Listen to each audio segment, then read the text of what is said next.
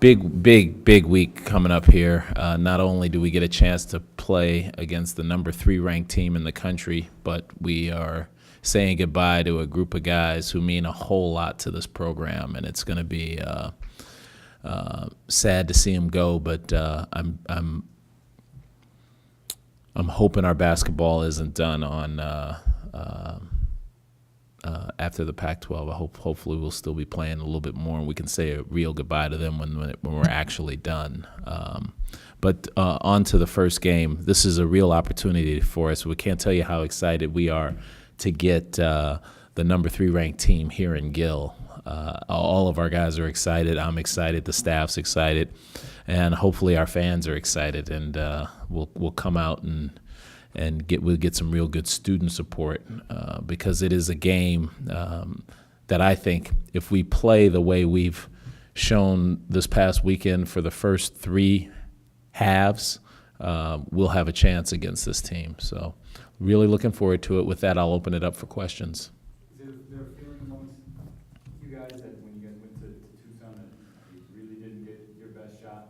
Oh, yeah, absolutely, Stephen. I don't think we played anywhere near our best game. We played a good 8 to 10 minutes, based on the tape that I saw. So we did not we didn't give them our best game while we were down there. And I think we're playing better now.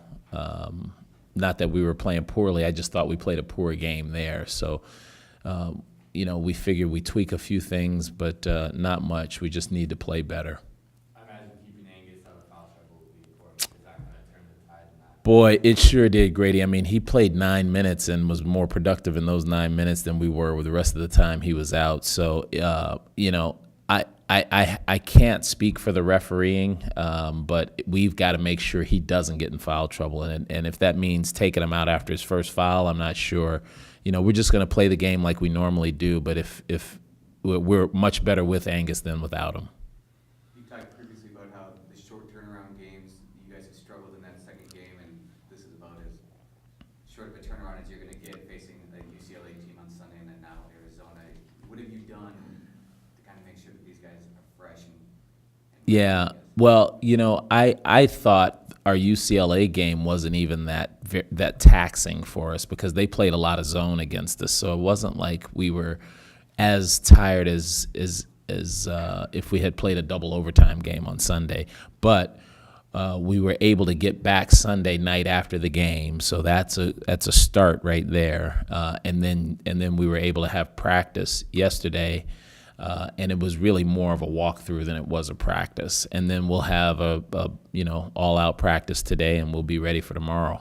But this is one of those games where you get up for this game. You don't feel tired for a game like this. The adrenaline is flowing through your body so richly that you should be very excited to play a game like this, no matter whether it was a back-to-back game or not. What do you think you guys have to do the rest of the way to be in? Grady, that was a question I've been asked all day and yesterday, and I'm not. First of all, we've not been good enough to even be talking about that, so I've never been one to try and figure out what the selection folks do. I know winning a game like this on tomorrow night would at least open some eyes about Oregon State. And then you just have to win. You have to keep winning. So I really don't know. I wish I was better versed in bracketology. I think what we have to do is we have to win these last 2 home games and go 500, and then you probably have to win 3, if not all of them, in the conference tournament. That way, I cover all the bases. Get back to Arizona. Yeah. Teams that have had success against them, what have they been able to do? Well, they've been able to score on them because they're a great defensive team, and they've been able to keep them from doing everything that they want to do on offense or some part of what they want to do on offense. I think we can rebound with them. I think we can get back in transition. The teams that have beaten them don't shoot themselves in the foot, so we can't have a 17 or 18 turnover game. We can't miss foul shots. we have to be able to make all of the opportunities that are in our favor go in our favor. And I think if we do that, we'll be okay. But even having said that, I'm sure teams have played well against them and still lost. I mean, you don't get to be number 3 in the country and whatever in 3 they are without being really good. Pretty safe to say it'll take your best defensive effort of the season. I can't imagine that it would not. Yeah, we're going to have to be really sharp on defense. But I've been really happy with our defense. I mean, when we looked at the stat sheet from the UCLA game, if you took away the points off turnovers, I mean, they were shooting well under 40%. And that's a high-powered team, high-powered offensive team. Do you get a sense of, I don't know what the word would be, reflection from the seniors coming into this week? Not yet. It feels like we have so much to play for and to still play. And I'll tell you this, when we technically, we still have an opportunity to finish the conference season at 500. To be this late, to be in the last weekend of the season and have that to play for is foreign territory for me. So I haven't even really focused on the fact that these guys are actually playing potentially their last home game at Gill. But having said that, because of the media this week, I've been forced to kind of think about it, and it does make you reflect. I mean, Roberto and Angus have been here since the beginning almost. They were the first real recruiting class. So they're fifth-year seniors and have been through just about everything we've been through, both positively and negatively, and it feels much more positive in that vein. But more importantly, all of these seniors they've been such good citizens of Oregon State, which makes me proud as a coach and as a quasi mentor and as a member of the Oregon State community myself. It's really nice to see such a group of guys who find giving back to the university as important as what they get from it. Seeing those guys go to games and go to shows and be a real part of the community, not just prima donna basketball players, makes me proud and makes me excited for them going forward. I mean, they're going to be great additions to the normal community once they get out of college and start having jobs and raising families of their own.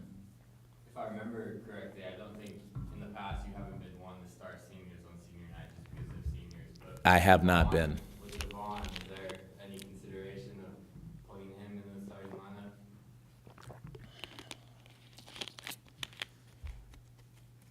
I don't know. I don't know. I don't know.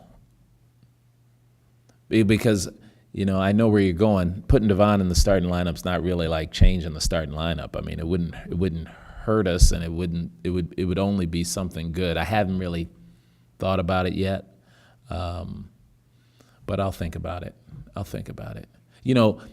Historically, like last year, putting Kevin in the starting lineup was Angus's idea. If you guys remember that, do you remember when Kevin? Or was that the year before last? 2 years ago. That was Angus's idea. And so I don't know. Well, let's see how it plays out. Let's see what happens tomorrow, and then I'll kind of worry about that then. But yeah, I wouldn't. Those kind of ceremonial things are wasted on me sometimes, but they're not wasted on me other times. So I don't know. I'm not trying to be shifty. I just don't know. I hadn't really thought about it. Thought about Devon's new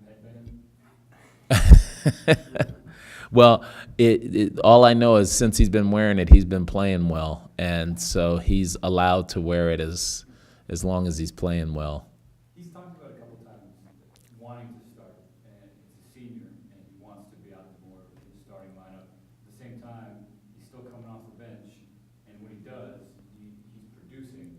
So just I guess, how he's handled that situation and that dynamic between the two of you, him Right. wanting to start more.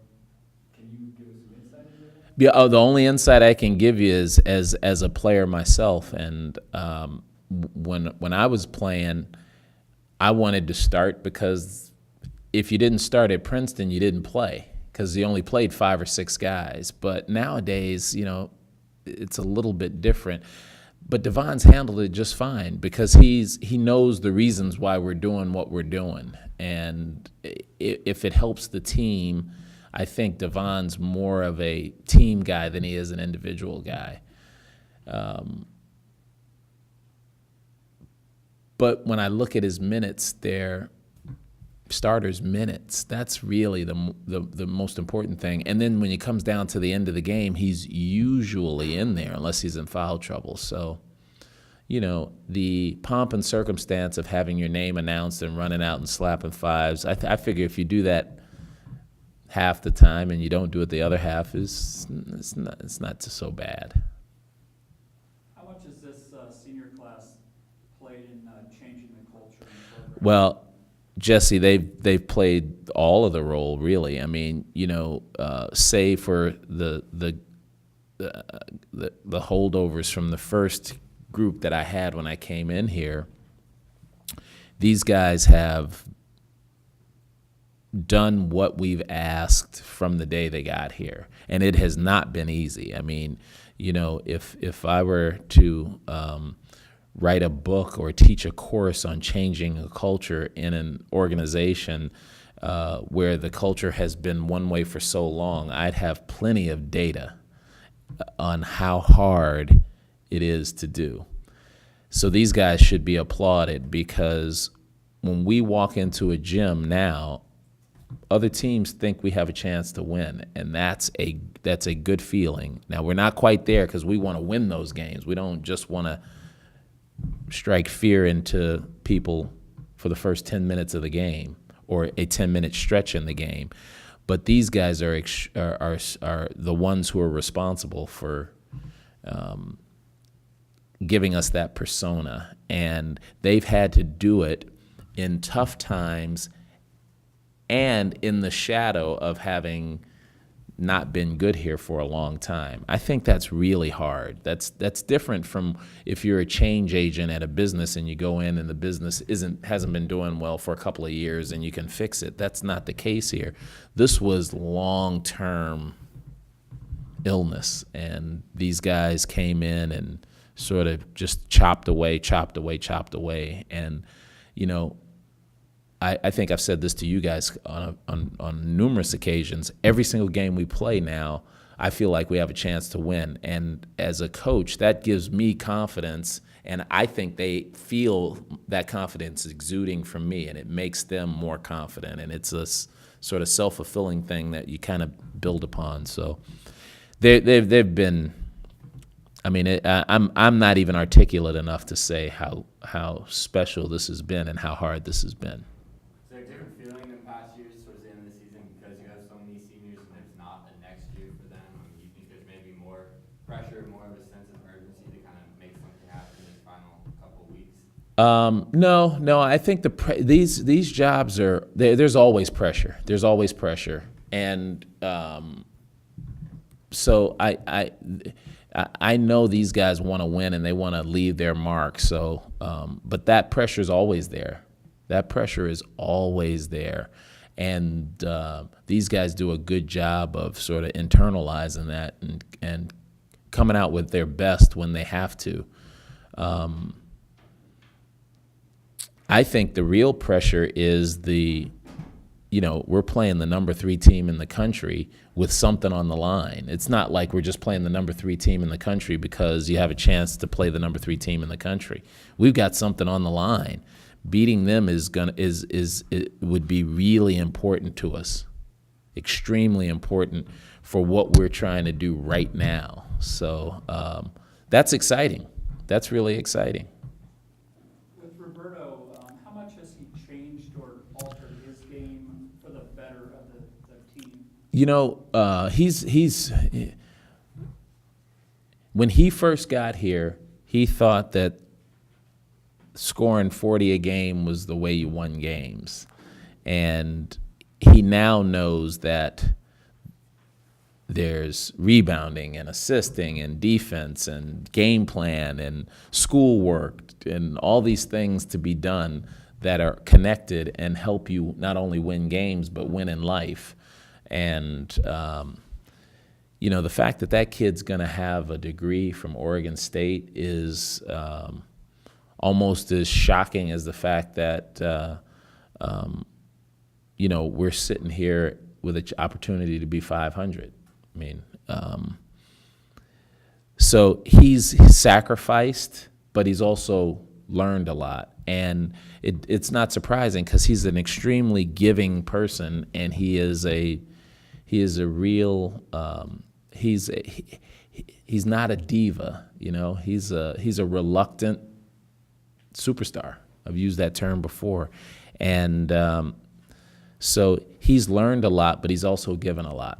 Was there a moment when you saw that light go on, or has it just kind of been an evolution? It's been an evolution. It's been a real evolution. There hasn't been one at one point where I thought that there was some light bulb. There's been give and take. I mean, I think with all these young adults that they all think they know better than I do at times, and that's okay.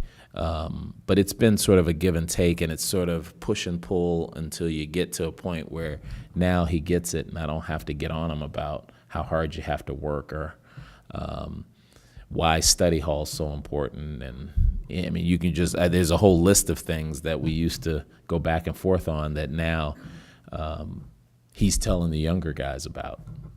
Back his freshman year, what kind of conversations did you have with him about needing to commit himself academically and kind of, you remember?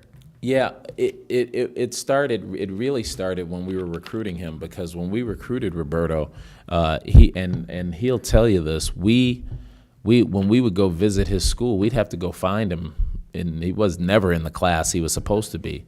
And it wasn't like he wasn't at school. He was somewhere else in another class. So he just didn't take it seriously. And we talked constantly about respecting the academic process and finding something that you're so interested in that it wouldn't be a chore to go to class or to have it as a major. And I think he found that with new media communication, what you guys are doing. He understands now from sports and from schoolwork that you can't fake the funk. Everything takes hard work. In some ways, is that more fulfilling for you as a coach, or as fulfilling for you as a coach, just compared to what he's been able to accomplish? Yeah, you just corrected yourself. It's as fulfilling, because with true competitors, we all want to win. We all want to win, and we all want to play well, which is why this season's been so exciting, because we're right there with everybody. We feel like we can win every game, including tomorrow. But it has been as fulfilling, yes, because most of us won't go on to play professional basketball, and if we do, it's going to be very short-lived. So if this group of seniors, I feel comfortable, will be great additions to society, they'll be great family men, they'll be hard workers, they'll be able to hold down jobs, and they'll be able to pass along what they've learned to other people. As far as Devon, could you just talk a little bit about kind of the growth you've seen from him off the court as well? Yeah, almost the same thing. Devon was one who didn't really respect the academic process in high school, and he's learned to do that here. And he's another one who I'll be more regardless of what happens to him basketball wise after his career here, I will be much more impressed with the fact that he'll have an Oregon State degree. And his maturation has been equally as stunning as Roberto's, in a different way, though. Roberto's was extremely outgoing from the outset, and Devon was quiet when he got here, and he was from the East Coast, and he wasn't as trusting, and he's now learned how to be Devon in the classroom. And being Devon in the classroom means being a smart guy, not a smart aleck. And it's been great to see. It's been great to see.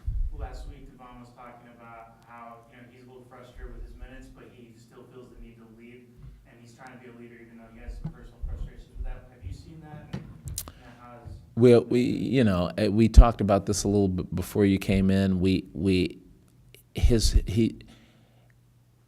all as players want to be the guy who's starting, and I think not enough emphasis is put on the guys who are finishing, and he's always one of the guys who's finishing. So the way I view him is we have 6 starters, and one doesn't get his name announced at the beginning of the game, but his attitude and behavior have not been anything but exemplary during this process, and that's a credit to his maturity, really. Craig, what do you have to do, some keys to tomorrow night offensively against Arizona? Well, offensively, I think, we have to get a good shot every time. We talk about shooting ourselves in the foot. That's turnovers and missed foul shots and missed opportunities when you have a shot or a play that's easy to make and you don't make it. 50-50 balls, those kind of things, hustle plays. We have to take care of all of that against a team like this. You can't miss an opportunity at all in a game like this. But offensively, I think, with Angus in there, we can run our stuff. We can get our chances. I mean, really for us, we have to be elite defensively against this team. We have to keep the game close so that it's not easy for them to feel comfortable in our gym. And if we keep it close, then you always have a chance to win. But offensively, we just have to not turn the ball over. We get a shot every time down. I like our chances. Does Tarzuski, the guy in the middle, does he change anything in what you want to do? No. Actually, in the last game, Angus did a great job on him until he got in foul trouble. And Tarzuski's a great player, but so's Angus. And so, I like the way our front court matches up. I think our length matches up with them. I think our quickness does. I think our speed does. They're a really good defensive team, though. But their bench is short, and,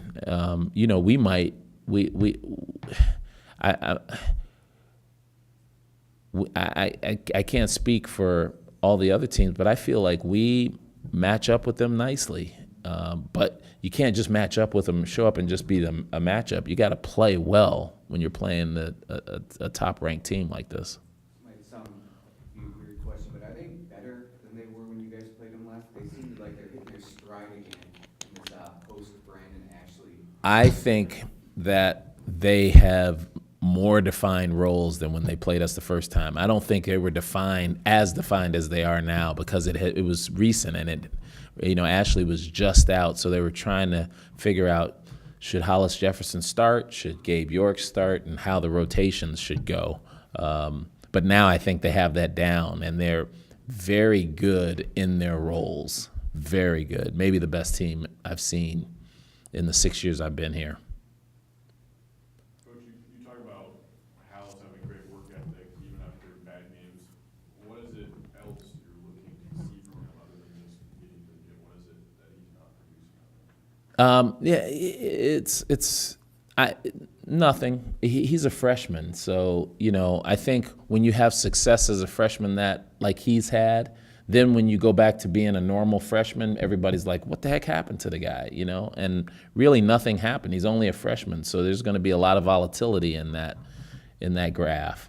And when a guy's working, that's all you can ask for. That's all you can ask for. He'll make his shots or he won't, and it'll be up to me to either keep confidence or lose confidence. But he's doing everything he needs to do. I noticed Gary Payton having a pretty long conversation with Hollis after the UCLA game. How invaluable is that, just having a guy like that as a mentor for him? Well, it's really invaluable because it's not just Gary, it's AC, Corey Benjamin, Jared Cunningham, all talking to all of our players. And, it was brought to my attention, and I don't know if this was true, but one of my buddies called and said, "You guys had more pros in the audience than UCLA did," and they have more pros obviously out of there than we do. It's a real tribute to our guys, our team, our program, that those guys all came to support us on that trip. And they were Gary and AC weren't at the USC game, but Corey and Jared were. So that's really nice, and you can't put a value on having a Hall of Famer pull your point guard aside and say, "Hey, look, kid, just take it easy. Don't try and press. Let the game come to you." Whatever he told him, you just can't put a value on that. And have AC Green come over to Eric and talk to Eric, and Jared Cunningham talking to Roberto. It's just it's great. It shows we've come a long way. I mean, you don't know this, but the guys who are a little older than you know, there was a time before when we first got here, none of the former players were around, and they didn't want to be around. So it's pretty nice to see. Can you talk about the progress you've seen with Angus, from the first day he got here, the on-court progress? There's I won't call it a bet, but there's an examination of who gets it the most from me on the team. And we had this discussion recently because when Jared came back, he was at shoot-around before the USC game, and he was explaining to the guys how nobody got it worse than he did, which is not true. He got it like about a third as much as the worst guy got it. Angus is in the top 3 guys who got it the worst. And it wasn't because of Angus's attitude or anything. It was just because Angus needed to get it. He hadn't been playing basketball for a long time, and he's a really nice guy, and he didn't understand that you have to be a little bit of a jerk when you're out on the court. And so a lot of Angus's development came at a price for both of us. He was mad at me, I was mad at him. But he finally had a chance to read my book, and he came over to me after his sophomore year, going into his junior year, and he said, "Hey, Coach, I finally read your book, and I read the chapter about Coach Carrill. I see why you're doing what you're doing." And he smiled, and from then on, it's been to the moon Alice with that guy. And I can name some good centers in this conference, but his name's always coming out of my mouth when you're talking about the best centers. He's a boss out there, and we feel like we get the ball down to him, he's going to score or get fouled. And I'm telling you, seeing that transformation, it makes me proud, but it makes me happier for him because of all the work he's put in. And then you take into consideration that injury. It's just been terrific. Being a jerk on the court, as you said, is that just having an edge, or? It's really more of having an edge and just not actually. It's not being so nice. When he came here, he was being polite to people because he's a foreign kid and he didn't want to offend anybody. And once he realized that he can be rough on the court and not be offensive, that's when his game started taking off. Yeah. Just his development, what he's meant to this program. Yeah, Daniel's been a big part of this program, and he came in as a walk-on, and he's been the perfect walk-on. He's been a model student, a model citizen, a model teammate, and he can take a joke, he's been a guy that the guys have teased, and he's been a guy who can tease back. I think you guys all know about his condition. Watching him fight through that has been courageous, just absolutely courageous. And he doesn't want to miss a day of practice, and some days he can't practice, and other days he can. He's the toughest impersonator of Caleb Tarczewski we have. But it's been a treat getting to know him and having him around, aside from the fact that he can usually fix anything that I have that's broken, from my phone to my briefcase to my suitcase. But we're gonna miss him. You can't do what we've done for the last 4 years without guys like Daniel Jones.